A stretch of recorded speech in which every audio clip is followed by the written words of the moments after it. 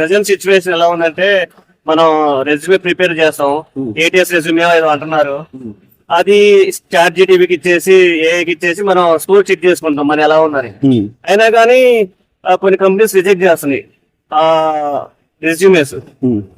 దేనివల్ల అంటే చాలా కంపెనీస్ అంటే మనం అనుకున్నంత అంటే మనం ఏమనుకుంటాము అంటే వాళ్ళు ఫర్ ఎగ్జాంపుల్ 100 రెజ్యూమేస్ వస్తే ఆ 100 రెజ్యూమేస్ ఎవరు ఏదో ఒక టూల్కి ఇస్తారు, సో అది ఎలిమినేట్ చేసేస్తుంది సగము అలా అనుకుంటాం. ఇంకా అంటే ఇంకా చాలా కంపెనీస్ ఇంకా అక్కడికి అంత వరకు రాలేదన్నమాట, అంత టెక్నాలజీ యూజ్ చేయట్లేదు స్క్రీనింగ్ అప్పుడు.